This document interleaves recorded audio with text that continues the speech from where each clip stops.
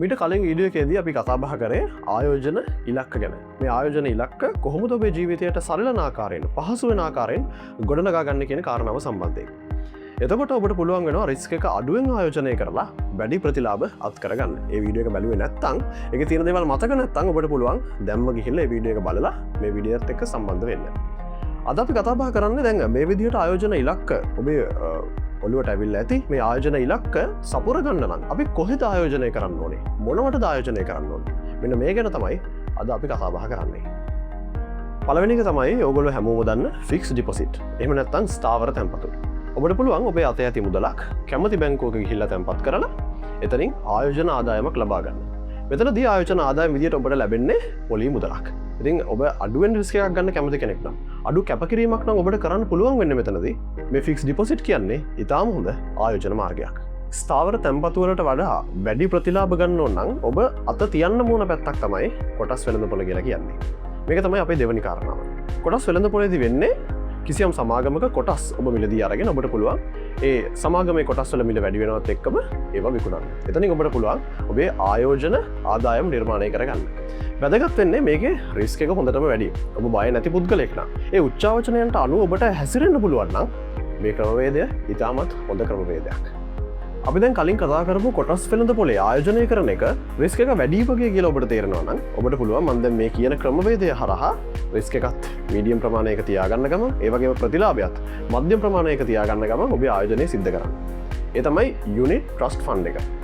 ඔබට පුළුවන් ඔබේ මුදල විශ්වාසවන්ත පිළිගත් යුනිට් ට්‍රස්ට් ෆන්ඩ් මැනේජර් කෙනෙක්ට ලබා දීලා ඔහු තමයි එතකොට ඔබේ රිස්ක් එක ගන්න. ඔහු ඔබ ලබා දෙන මුදල ක්ෂේත්‍ර කීපයක පැති කීපයක ආයෝජනය කරනවා. එතනින් ඔබට ඔබේ ආයෝජන ආදායම් මාර්ගය සපුරා ගැනීමේ හැකියාව තියෙනවා. මේ කතා කරපු යුනිට් ට්‍රස්ට් ෆන්ඩ් එක හරහා ආයෝජනය කරද්දී ගොඩක් අය දෙන ප්‍රශ්නයක් තමයි විශ්වාසවන්ත භාවය. ඔබට ආයෝජනය කරලා පුරුද්දක් නැත්නම් විශ්වාසවන්ත භාවය සම්බන්ධයෙන් ලොකු ප්‍රශ්නයක් ඔබට මතුවෙන්න පුළුවන්. විශ්වසනීය විදිහට ආයෝජනය කරන්න ඕන නම් මෙන්න මේ ක්‍රමවේදය ඉතාමත් හොඳයි. ඒ තමයි බැදුම් කර. රජයට හෝ සමාගම් වලට ණය අවශ්‍ය වුණහම ඔවුන් බැදුම් කර නිකුත් කරනවා. මහජනතාව විදියට ඔබට පුළුවන් මේ බැදුම් කර මිලදී ගන්න. මේක හරිම කැටිකාලීන ආයෝජන ක්‍රමවේදයක්. ඒ වගේම රිස්ක් එකත් සාමාන්‍ය මධ්‍යම ප්‍රමාණයක තියෙන්නේ. ඔබට ලැබෙන ප්‍රතිලාභයත් මධ්‍යම ප්‍රමාණයක තියෙන්නේ.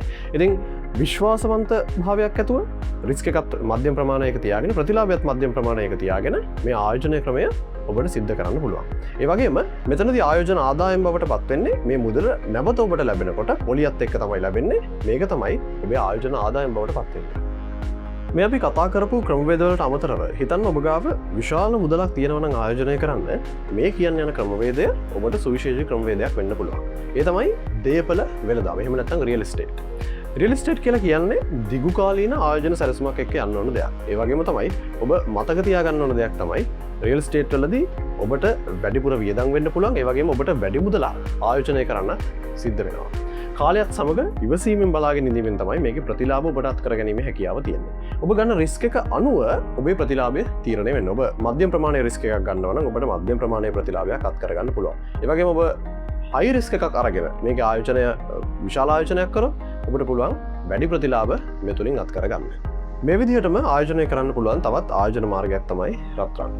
රත්රන් වල මිල අඩු වෙනකොට ඒවා මිලදී අරගෙන මිල වැඩි වෙද්දී රත්රන් විකිණීම තුළින් ඔබට ඔබේ ආයෝජන මාර්ගය හදාගන්න පුළුවන්. මෙතනදී රිස්ක් එක තීරණය වෙන්නේ ඔබ ආයෝජනය සඳහා මිලදී ගන්න රත්රන් ප්‍රමාණය මත. ඔබ වැඩිපුර රත්රන් ප්‍රමාණයක් මිලදී ගත්තොත් එතනදී ඔබ වැඩිපුර රිස්ක් එකක් ගන්නවා. ඒ වගේම මේ රත්රන් ප්‍රමාණය නැවත වැඩි මුදලකට විකුණ ගන්න හම්බුනොත් එහෙම එතනදී හම්බෙන ප්‍රතිලාභයත් ඉතාම ඉහළයි. ඒ වගේම ගෝල්ඩ් මාකට් එකේ සිද්ධ වෙන උච්චාවචනය වීමුත් මේ සඳහා බලපානවා. ඒ වගේම මේ වෙද්දිත් මේ ආයෝජන ක්‍රමවේද තුළ ඔබ ආයෝජනය කරනවා වෙන්න පුළුවන්. අපි ඉදිරියේදී සූදානම් මේ ආයෝජන ක්‍රමවේද ගැන ඉන් ඩීටේල් එකින් එක ඔබට කරුණු පැහැදිලි කරන්න. ඔබ දන්නවද දන්නේ නැහැ මේ අපි කතා කරපු ආයෝජන ක්‍රමවේද වලට අමතරව තවත් සුවිශේෂී ජනප්‍රිය වෙමින් පවතින ආයෝජන ක්‍රමයක් තමයි කුඩා හා මධ්‍ය පරිමාණ ව්‍යාපාරවල ආයෝජනය කිරීම කියලා කියන්නේ. ඔබට දන්නවා වුණාට වැඩිම ප්‍රතිලාභ හම්බෙන මේ ආයෝජන ක්‍රමය ගැන අපි ඉදිරියේදී කතා බහ කරමු. ඉතින් ආරාධනා කරනවා කැන්වා බිස් අපිත් එක්ක දිගටම එකතු වෙලා ඉන්න. එහෙනම් තවත් අලුත් වැඩසටහනකින් මේ විදිහටම හම්බෙමු.